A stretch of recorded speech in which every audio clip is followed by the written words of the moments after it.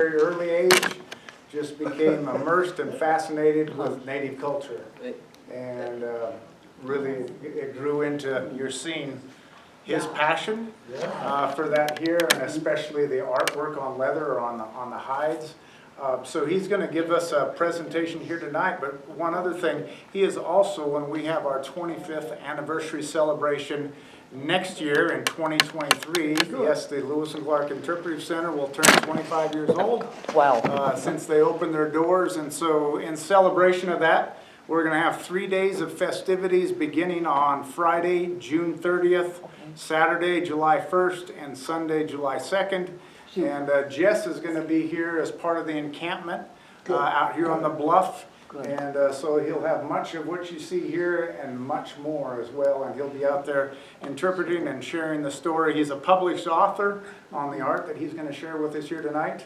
Has also done presentations for the National Park Service and for Montana State Parks. So we're privileged to have you among us tonight. I'm going to turn it over to Sarah Cawley, the Executive Director for the Trail Heritage Foundation, and she's going to speak briefly about it's really they're the sponsors. The Portage Route chapter is the sponsors of these once weekly or once monthly presentations. So I'll turn it over. I don't even turn this off, so fine. Come on out. So hey y'all, like I said, I'm Sarah Cawley, the Executive Director of the Lewis and Clark Trail Heritage Foundation. The Portage Route chapter of LCTHF are the sponsors for this evening's program, so thank you for coming out. And then to start off this program, I do want to read our land acknowledgement, which was established a little over a year ago, and we are to read before every program that we have. We gratefully acknowledge Native peoples who have lived on this land for millennia. Their dedication to the land and their communities runs deep within the hearts of those past, present, and future. This dedication encourages the Lewis and Clark Trail Heritage Foundation to continue developing among diverse communities an understanding of and an appreciation for the commitment of Native peoples to this nation and the significance of the Lewis and Clark expedition. That's all that I have to say right now, so thank you for your time and take it away. Thank you very much. Well, as he said, I'm Jess Anders, and I live in the Bitterroot, born and raised there. And Montana has like 9 Indian reservations, and I have been fortunate enough to visit most of them. Sometimes you didn't see them when you drove down the road, but I was there.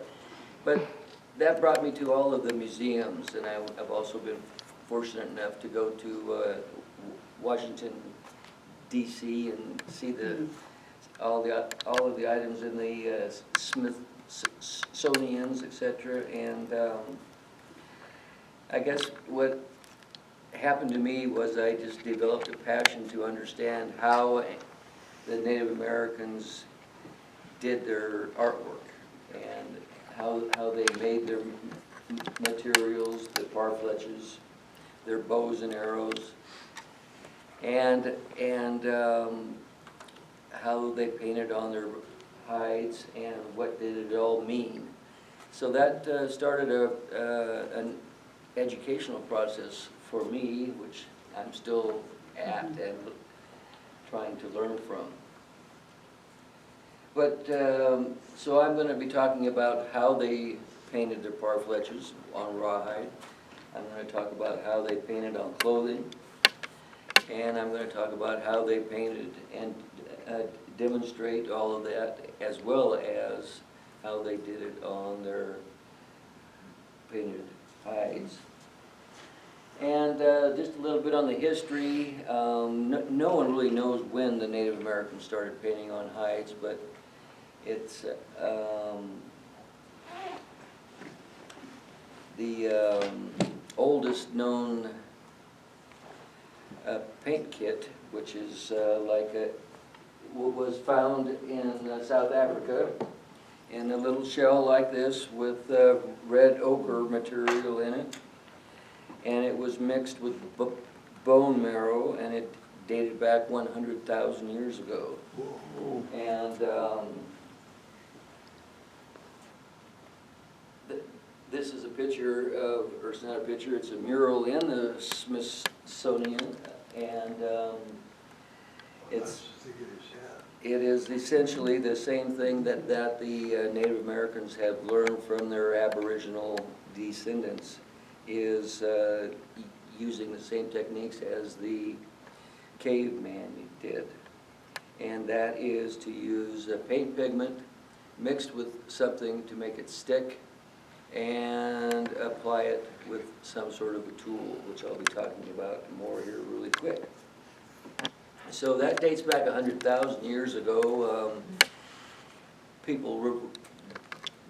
The white man or the Europeans didn't start writing in their journals until the mid-1700s, but in the mid-1700s, we heard from our famous Spanish explorer by the name of Coronado in 1550 about the Indians trading hides with other tribes, and about how they had their clothing was painted red, etc. And then in 1500s, more journals came out, or excuse me, the 1700s, more journals came out wherein the fur traders witnessed the Mandans trading painted buffalo hides with the Sioux Indians. So that's all we know as far as the written account, but I would venture to say that the Native Americans started painting hides several thousand years ago. The Native Americans endeavored to express the beautiful and the sacred in all phases of their lives, and that's why they painted their clothing, that's why they painted their bodies, that's why they painted their horses, that's why they painted on the on hides.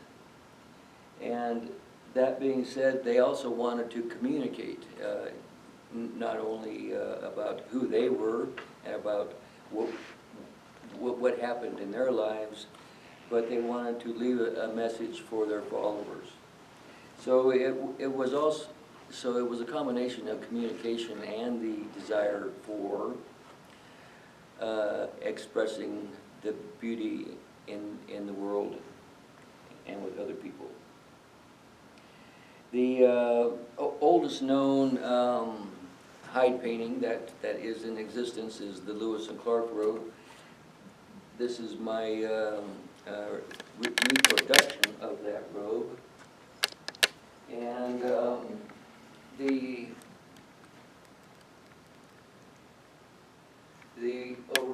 original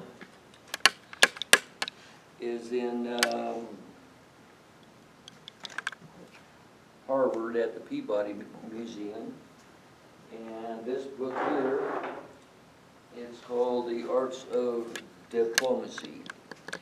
In 1797, there was a great battle along the Missouri River down in the Mandan country, wherein the Mandans fought with their allies, the Hidatsa, against the Sioux and Arikara tribes.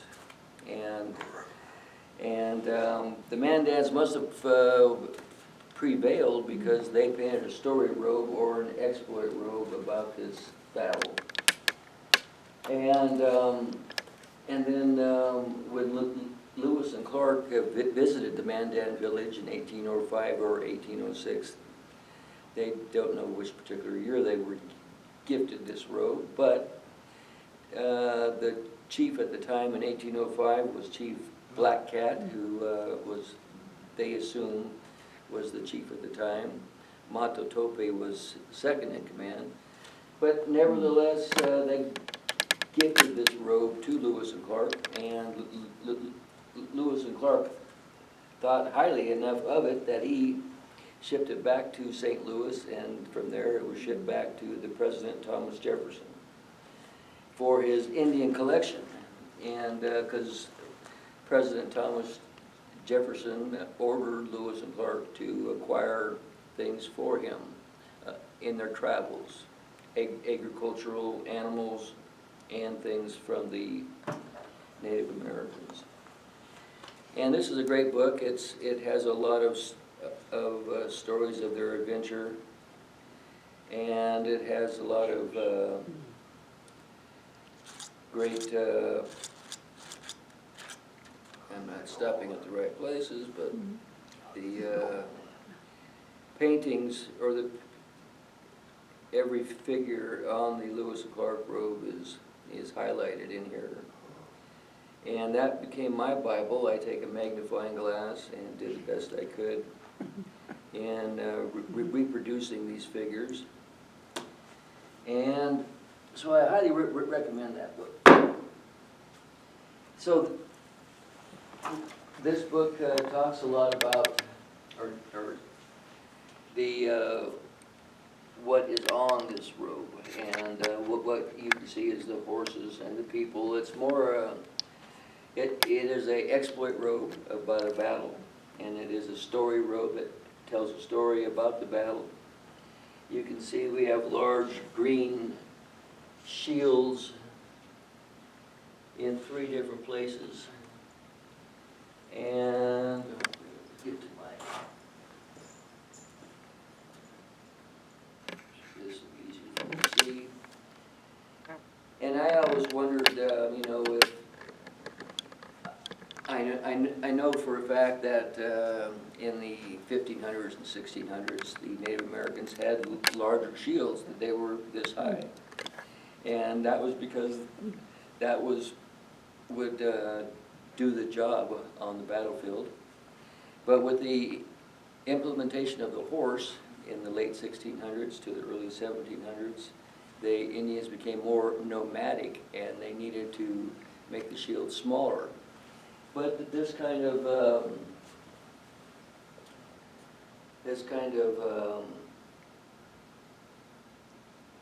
shows how big they were in 1797 for this battle, if it was true that they used the big shields. It could have been the artist's interpretation of what he wanted to show. But we also have a lot of scarf wearers, and I can't, and I'm not trying to interpret what the scarves mean, but we also know that some of the Native American tribes would go out and would be the first into battle and the first to die, because they would go out and stake themselves via scarf into the ground and fight from there, and there wouldn't be any more, he wouldn't be out jumping around or moving around. He would simply be staked out. And also on this Lewis and Clark robe, we have a lot of these bent lances, and those are called bow lances. And these, history shows that the bow lance was only for the most significant warriors, those again that would be going into battle first. And they call them bow lances because the goal was for them to get up close to their enemy with the size of a short bow and kill their enemy with the so-called bow lance. And that is on here several times. And so that was interesting to paint and to learn from. We have a chief on this robe, and we have a lot of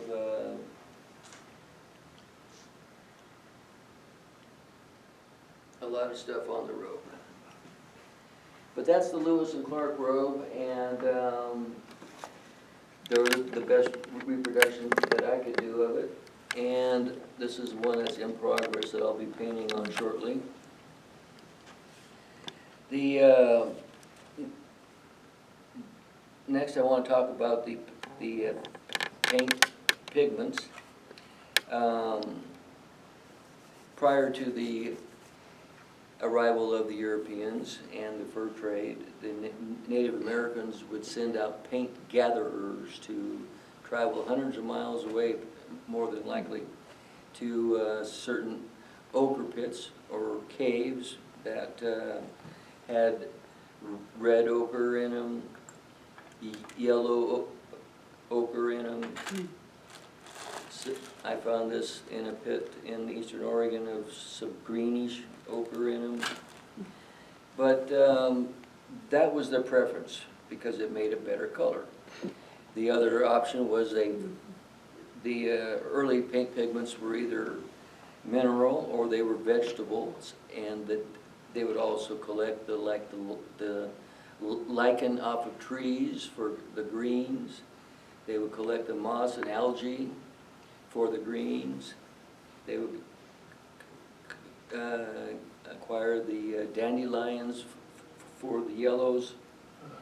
But once again, they preferred the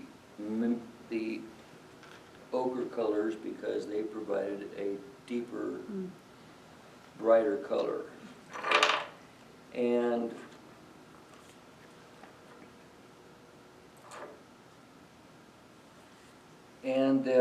there are paint pigment caves in Montana. I found that these in South Dakota. Most of the good ochre pits have been used for many, many thousands of years, like 10,000 years.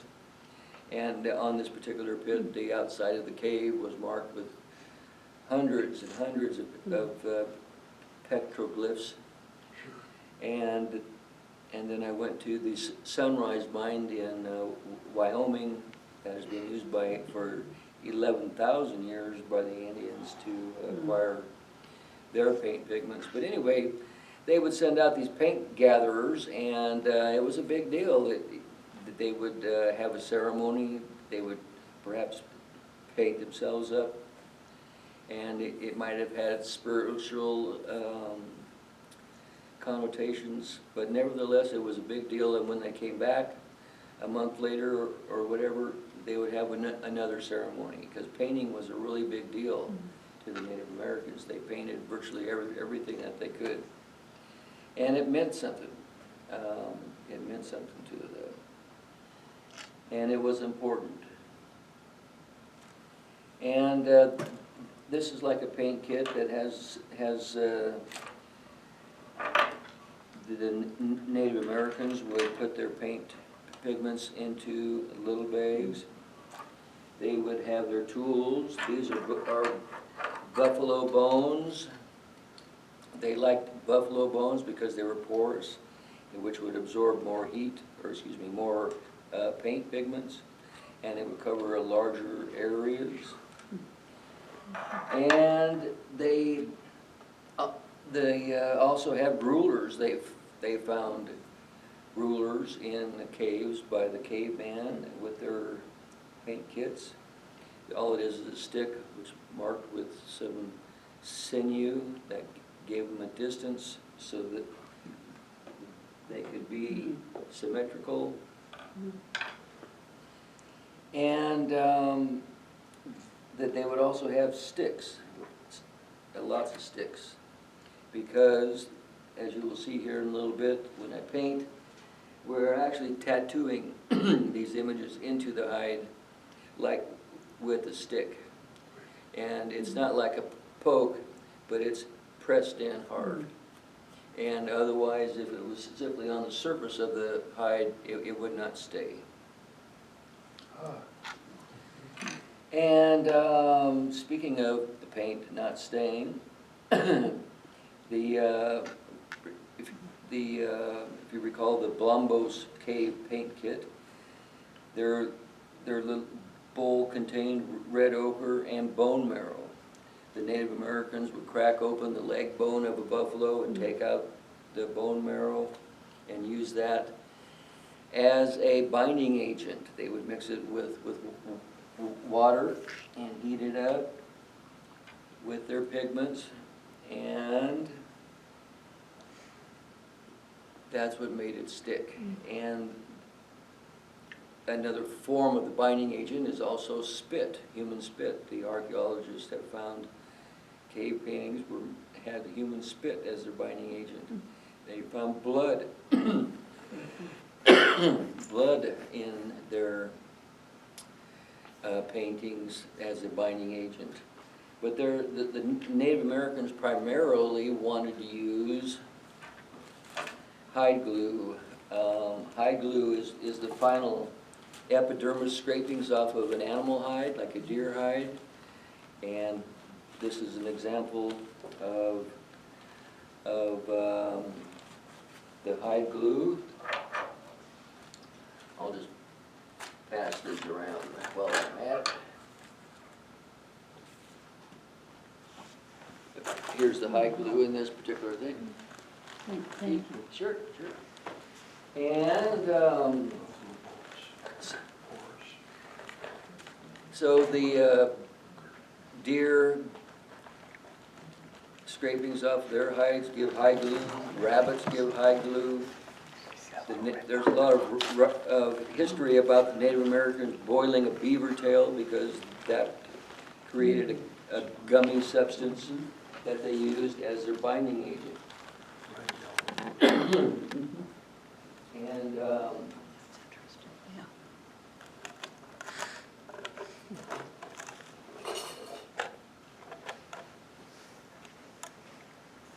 so when you mix up the, I think that's,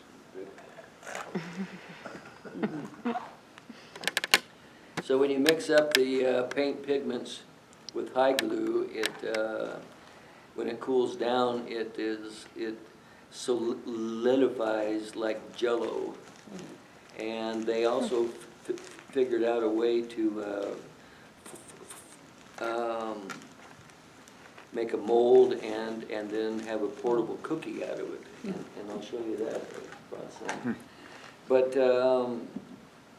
this is simply a yellow paint pigment mixed with hide glue that has been cooled and solidified. Whereas what I have going over here is on a hot plate. The Native Americans didn't have a hot plate, but they would use some water in this shell here, set it on one coal, let it warm up, and mix in their paint pigment and some water and their hide glue, and away they go.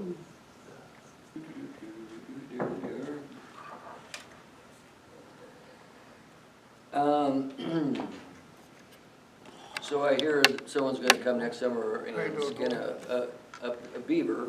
I've always wanted a beaver tail to boil and use as the binding agent. So Well, he's going to have to meet I'll have to put my your fellow honor guard my member. kids in for that.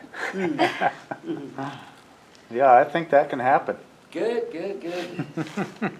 In doing my research and on these hundreds of different painted hides, I always noticed that the horses looked awful much the same, and the reason is because the Native Americans also used stencils. And I'm not an artist, and it really helps if I could use stencils myself. But that's what the Native Americans used, just to cut out rawhide pieces as well. And oftentimes there's more than 2 or 3 people that are painting on these hides. And I think whoever was in charge wanted them all the horses to kind of be the same size. But in the, so that's all about the original ochre that the Native Americans used. But then in the mid 1700s, 1750s, etc., when the Europeans infiltrated the plains, or started to, they learned about the Native Americans' appetite for painting. They learned about the Native Americans' desire for paints. And so they started, the fur traders started importing and trading with the Indians manufactured by the Europeans, manufactured paint pigments. The first and most prominent one was vermilion, which is a bright red paint pigment manufactured in China in 1750. And it's a brighter red, and the Indians just went crazy over this stuff because it was brighter than the red ochre material provided, and they loved it, and it became a standard trade item along with guns, knives, etc. in all trade orders. In fact, I have a copy of an 1831 trade order from Fort Union ordering 600 pounds of vermilion, and that was simply to trade with the Indians. And the trading manufactured colors became a standard trade item, and no fur trader that traded with the Indians would go without it because they could acquire an armful of hides for a small amount of vermilion.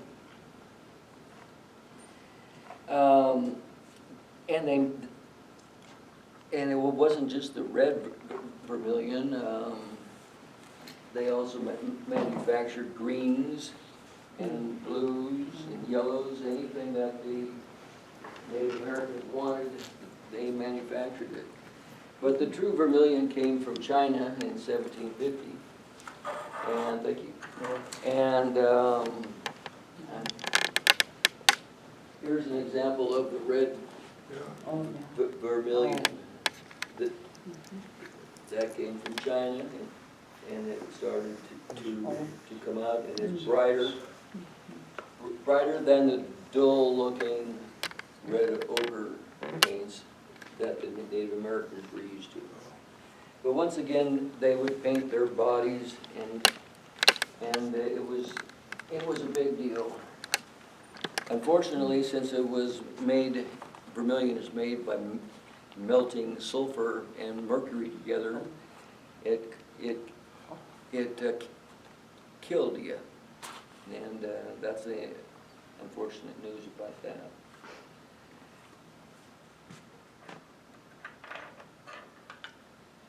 You can see how bright that vermilion is.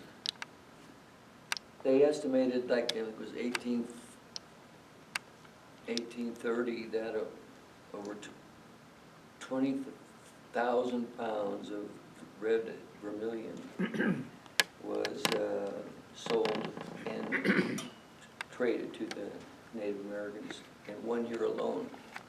That's a lot. That is a lot. Did you say 20,000 pounds? 20,000 pounds, yeah. That's a lot. Wow. Nevertheless, hide painting,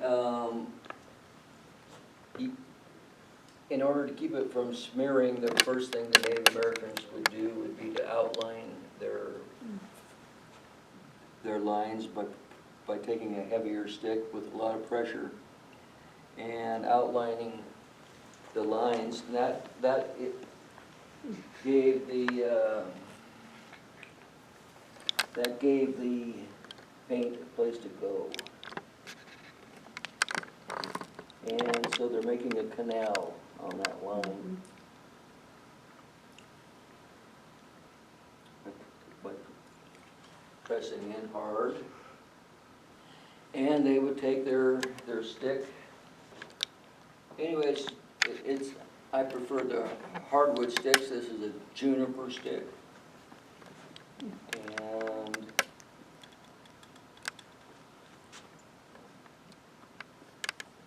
they would simply get in their canal and paint away.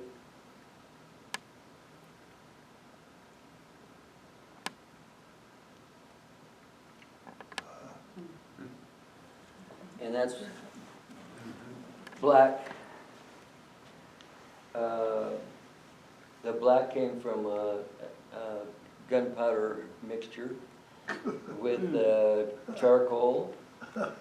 And oftentimes you'll see the Eastern Native Americans have black tattoos on them and stuff.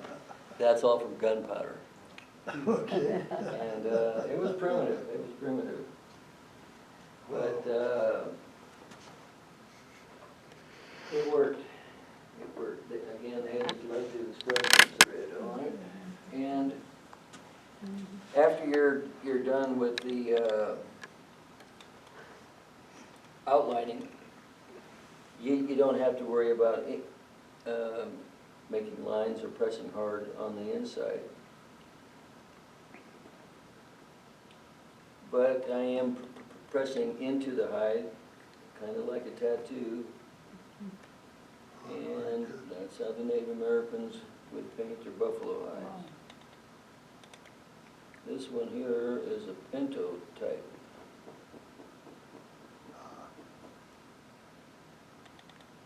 Very primitive. Again, I'm not an artist, so this really came in handy for me. Aboriginal painting.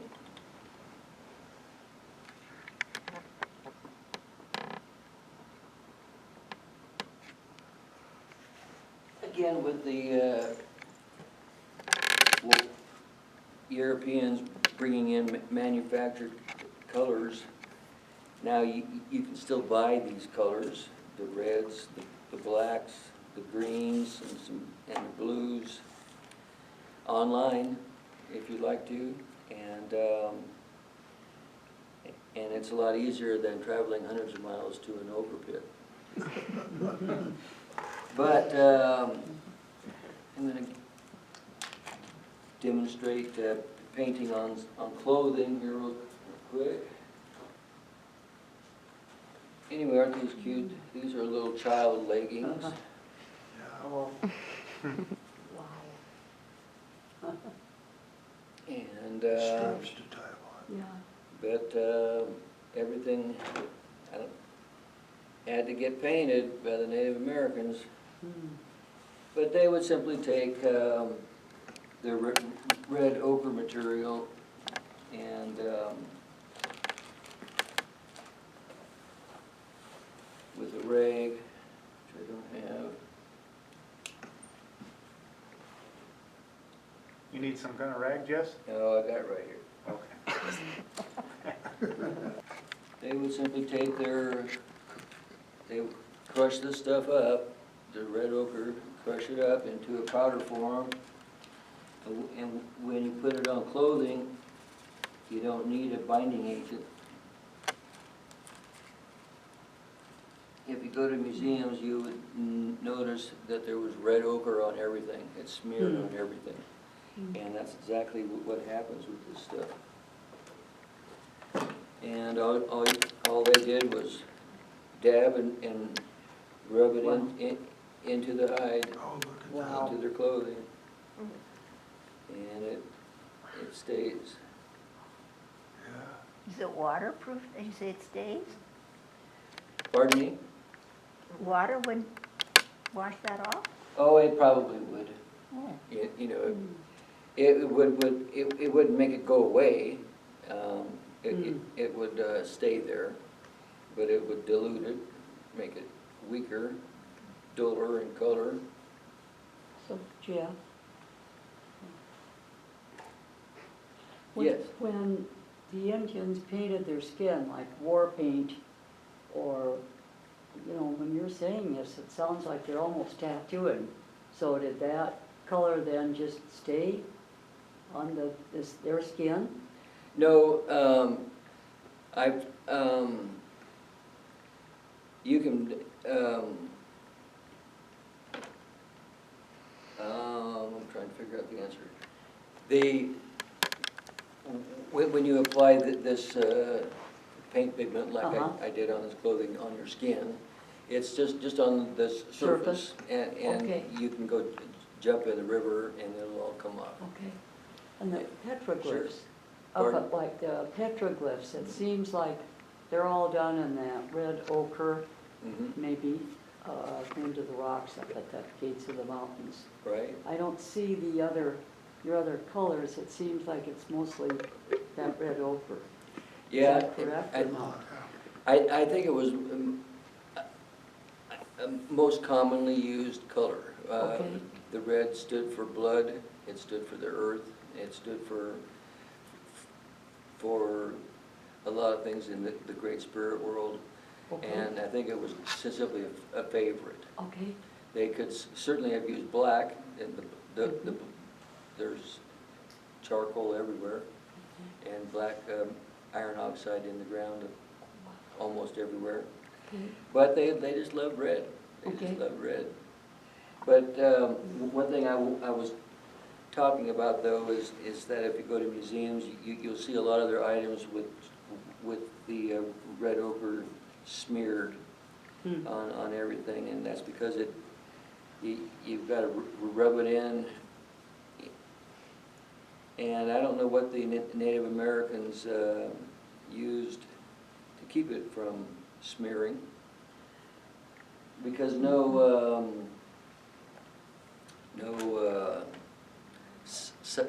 the binding agent or the sizing is not used on clothing, and it's already mixed into the paint on the hides. But in order to anyway, that's just what this is how the Native Americans would use this to paint on their clothing. And with rawhide, when you're painting on the parfleches, it's all about getting. I had a piece of rawhide out in the car, but I could use this because I own it. But I could use it, I own it. But rawhide doesn't, nothing happens. huh, wow. And that's because the pigments aren't, the rawhide, in order for the pores or the hide to accept paint, it needs to be dampened. But once you dampen the hides, the pigment will stay on rawhide. And of course, the Native Americans used, and the more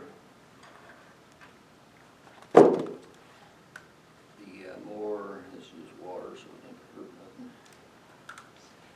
The more you moisten it, the more the pigment will stay.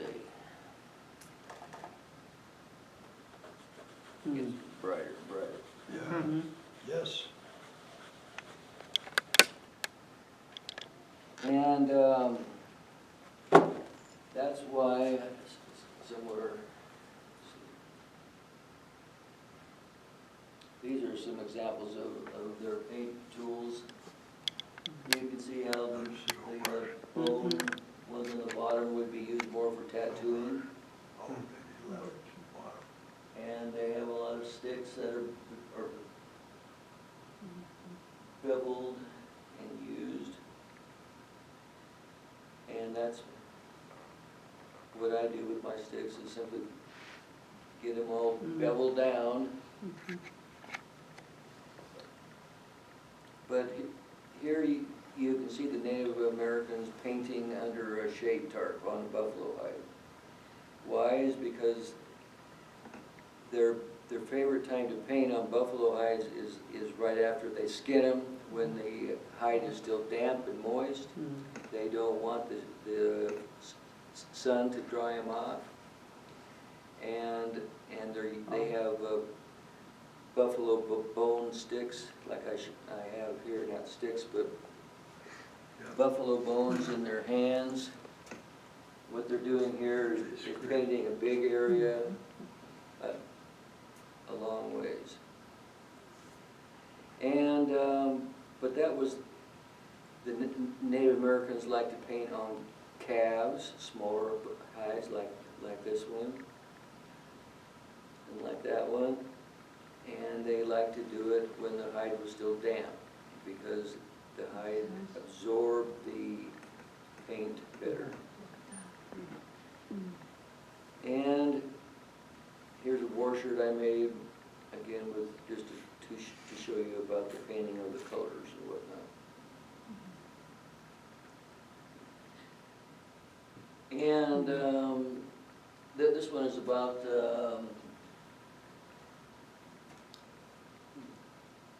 the men, when they painted, which was only on exploit robes or story robes. The women painted everything that was geometric. All of the parfleches were all done by the women. And and the men always did the exploit robes. Anything geometric is normally always, I don't say always, because you never say always in history, because that's just not true. But more times than not, history shows that the women did the parfleches and the Designs. geometric designs. Rawhide clothing, hide, and getting back to painting on rawhide. The Native Americans also use paintbrushes. This is a paintbrush. Is a willow stick that is chewed on the end. And The chew on the end. and so when you dip your paintbrush into your liquid, your paint pigments mixed with high glue as your binding agent and some water and your paintbrush, you can, in fact,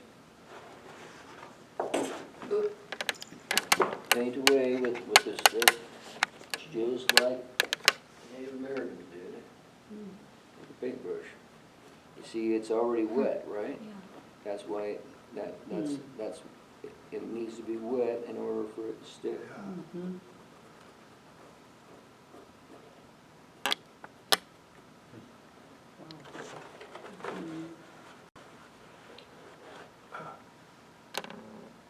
So they had rulers and they had paintbrushes, but they were uptown. We just didn't know that. Did they paint their TP fabric at all? Absolutely. And was that a sort of an address on each TP or told a story, or how did they paint them? I don't know, and I don't want Probably different. I don't want to venture to guess, but you can see from the early 1800s when they started taking pictures of the Blackfeet teepees and whatnot, with the round circles on top and the pyramids on the bottom, etc. Told a story. It meant something. But Sure it did, you bet. But I just don't know what it all meant. Jeff, Yes. I'm noticing on both of your robes and on your head is the beautiful beading. Yeah, since this is a Mandan robe, this is, the Lewis and Clark robe was quilled actually in these colors. And I go, well, I said to myself, I need a Mandan hat. I have a question. Yeah. You answered my first question already, but my second question was, I noticed you've got tassels, and it's very evident on Native American bags and artwork, there's always tassels. You know, that's a fashion statement nowadays. Anything with tassels is a big, big fashion statement. What does the tassel mean? What is it? I don't know what you mean by The tassel. tassel are those little strings that you've got on each one of your little bags, and you've got it at the end of your blanket, and you've got it at the end of your tool bag, and you've got even on your necklace, you've got the tassels. And that's a big fashion statement now. Oh, That's- yeah? That has never gone away. What does that mean? What does that mean with the tassels? Because I noticed all Native American type of things have tassels. I'll use a different word called fringe.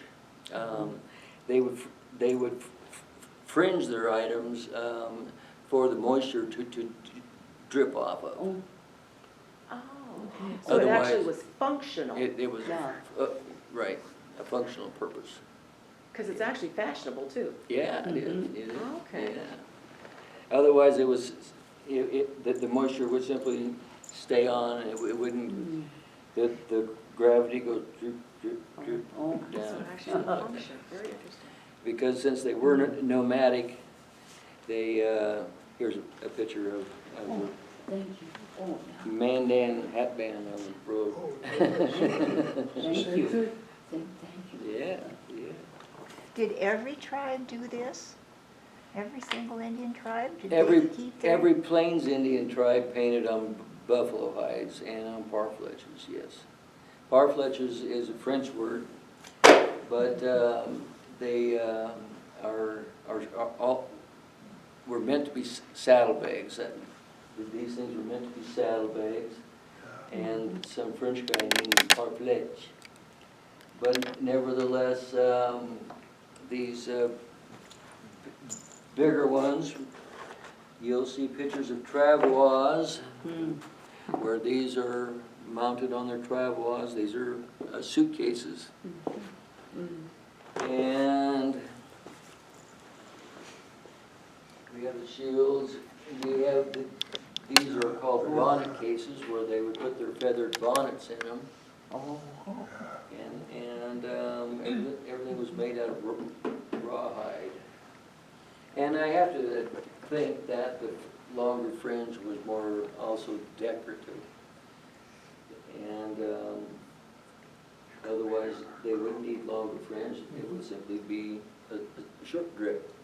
And you'll see a lot of the shorter fringe on clothing, like so.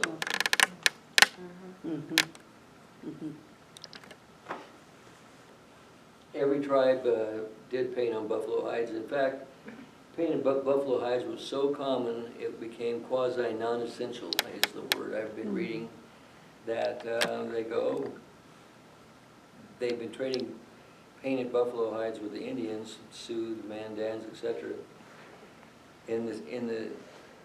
All throughout the 1700s.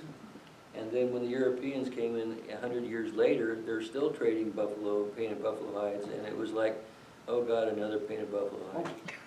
But the white people in the cities loved them, so they continued to trade for them. But the Lewis and Clark robe must have been something impressive for them to ship it back to President Thomas Jefferson, who hung it up in Monticello for 50 years, and now it's in Harvard, Harvard University in the Peabody Museum. So it must have been impressive or good quality artwork, for that matter. your shield, is that a buffalo hide, and do the objects on the shield, does that denote certain battles, or? This is a Kiowa example that I made, Wow. and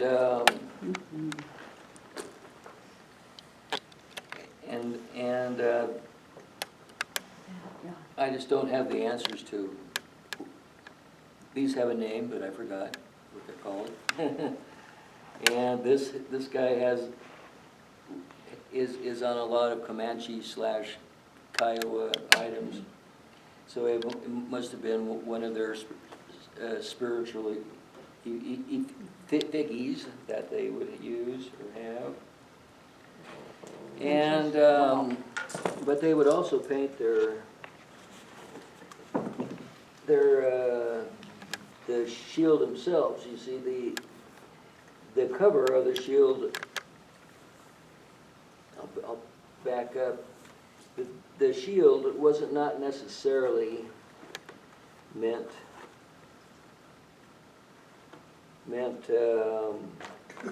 for protection. All they really needed was the cover. And the Plains Indians would oftentimes simply take the cover into battle, because this had all of the power from the Great Spirit that they needed for protection. And that's all they needed.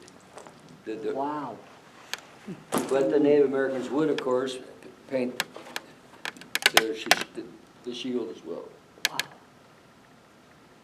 And this is a buffalo hide.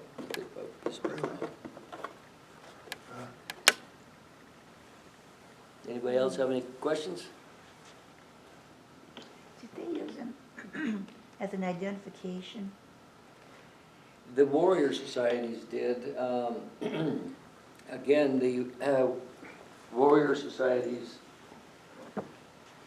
would wear the same clothing sometimes. They would wear an amulet that was the same for all of them, that would be recognizable as being a member of the warrior society, like a bracelet.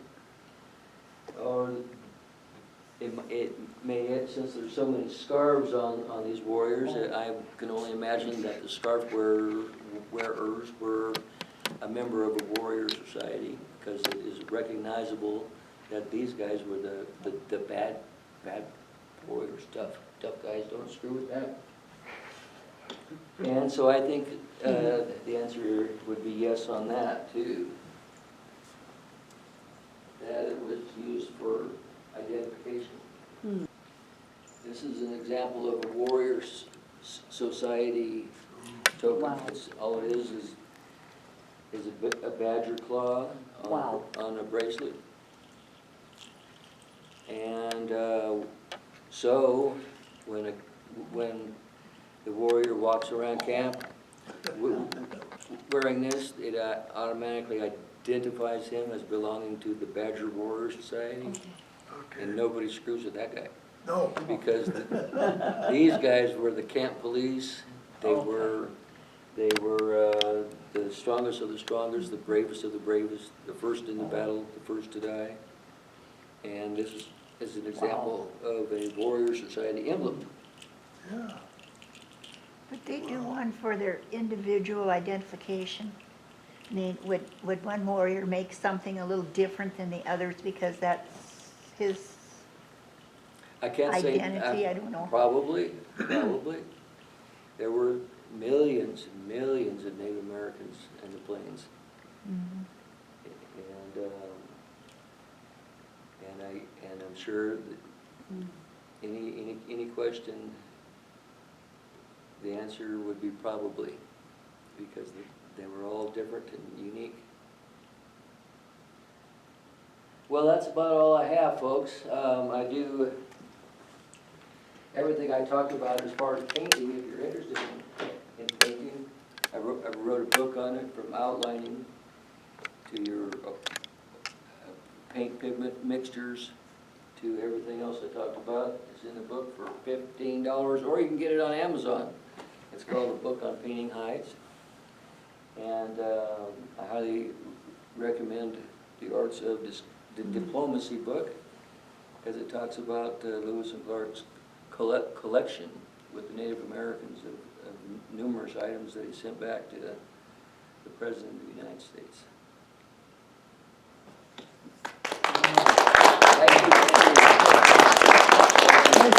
If you have any questions or anything, I have some cards, and if nobody's maybe interested and wants to buy a painted buffalo hide, and